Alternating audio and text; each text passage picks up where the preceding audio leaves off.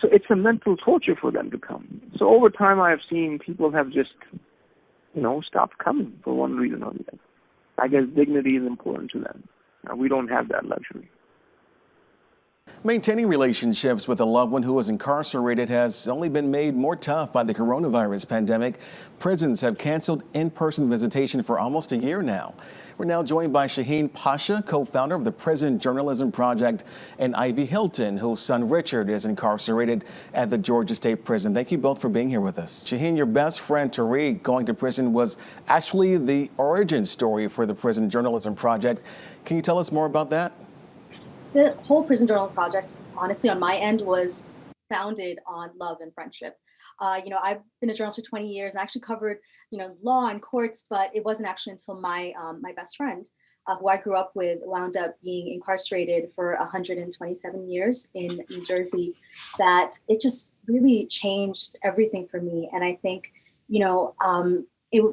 I would go visit him and I would see this person that, I love, who had so much potential, so much talent, and so much to offer the world. And he was languishing behind bars and there wasn't anything for him to do.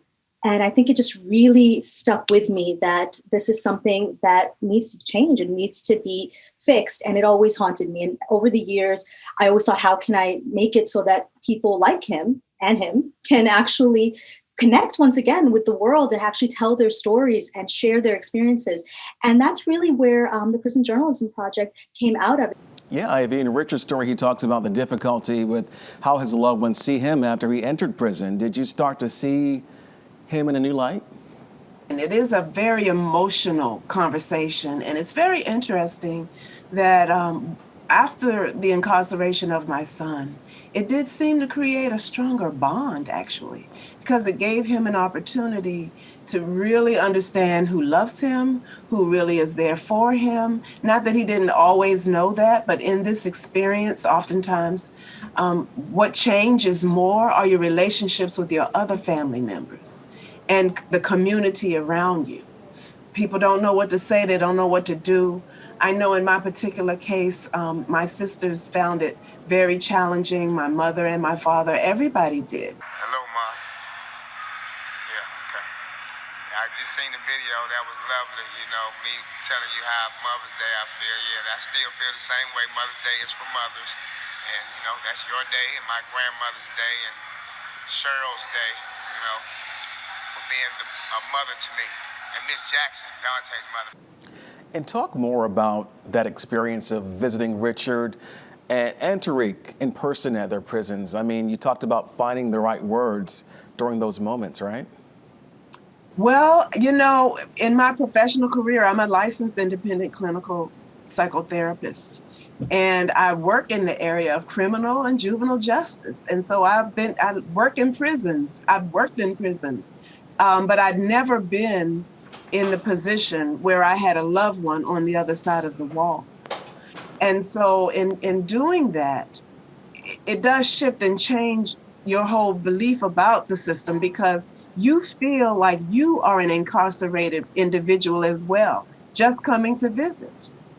And when you go, you get not stripped, but you get patted down. They look inside of everything that you have.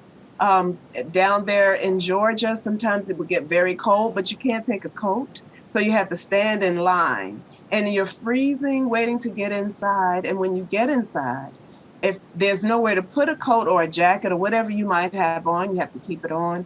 You go and feel like you are a prisoner as well. And they treat you that way. Did you have that same experience? Oh, completely. I think that, it's one of the most humanizing experiences in some ways. When you go inside to meet a loved one, every single aspect of your life is controlled. And we're on the outside, so we get to leave that. So it just makes me realize how much control is taking place inside. Everything from, obviously, the pat downs and like dogs sometimes sniffing to make sure there's no drugs. That can scare little children. I've seen that scare little children at these visits. my cousins, they have kids. They want to make a relationship with me, but the kids are scared. They will bring this coloring page that you have to take crayons and you can help the kids.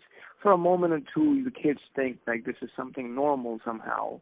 And an officer comes in, well, the kid is on your lap too long, put him on the side.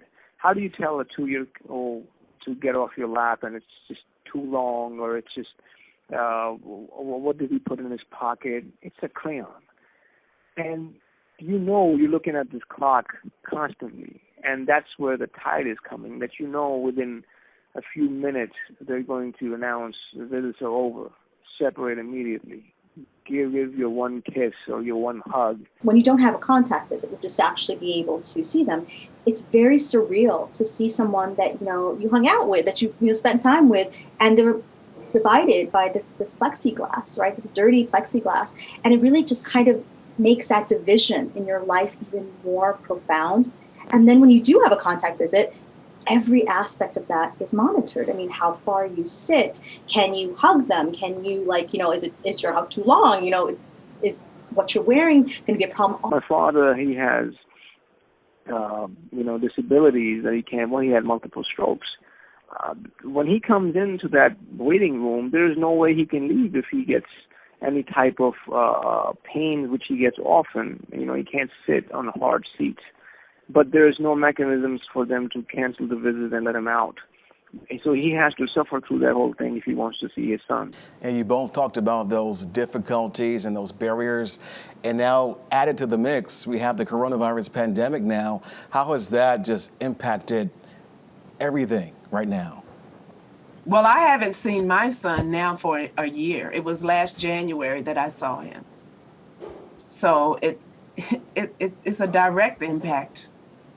It's a lot of a mental toll happening at once on people inside, how close you can even get. Can you shake someone's hand, with somebody inside? These are all things that really make it more difficult because there's no way to be secure, to be masked safely and socially distanced inside prison. So what that results in is a lot more isolation because you can't have even any sort of semblance of movement where you're not kind of worried that it's going to make someone sick or you're going to get sick or, the guard's going to put a stop to it. So it's been very, very challenging, not only for Dodick and Richard, but for all of our writers that have written in. I mean, the stories we hear are absolutely heartbreaking. My particular efforts to make connections with people, it's been devastating. I was a very social person outside. In here, it's kind of hard because, when people kind of prioritize you out of their life for one reason or the other, it kind of makes you feel, alone in perpetuity. Tariq and Richard have both written pieces for the Prison Journalism Project. How do you both feel seeing their voices amplified to the world? Well, for me, I am just really elated that my son has reached a place in his life where he understands what his sole purpose is. Not once has he asked me to get him out, and we won't go into the details of all of that, but he has accepted a certain level of responsibility, and he has embraced his sole purpose, which is expressing through writing, through the world, and through spoken word. And this is something that he has always wanted to do, but never really focused on it until he found his way into the Georgia prison system. So now that he has evolved and developed this, I'm very excited. He wants the world to hear this voice, and I know that his message is going to impact the world in a way that I believe is going to shift and change the consciousness of our criminal and juvenile justice system. His work is just phenomenal. I mean, the stories he tells from inside, these are things that he never considered himself a writer. He never thought that, he wrote for himself. And this is the first time he's actually sharing these parts. For me, as someone on the receiving end, both as like a friend, but also an editor looking at this work, I'm finding out stuff that I had no idea happened, through his writing, emotions that he went through, experiences, challenges, just things that will sometimes make me sit back and have to take a minute because I've been on this journey with him for the last 18 years, and I didn't know 90% of what he had been through. When I'm reading Rich's writings, you're right. It's like 99% of the things that you see that they write about that I never knew. And as a mother, sometimes it is very difficult to read this because you don't want your child to experience anything like what they're experiencing in there. And even though it is a place where it should be redemption, where it should be transformation, where it should be healing taking place, the world needs to understand that is not what's happening for many. That at the end of the day, we're still human beings. And that's the main part, is to humanize people through writing. And in doing so, it actually helps me a lot.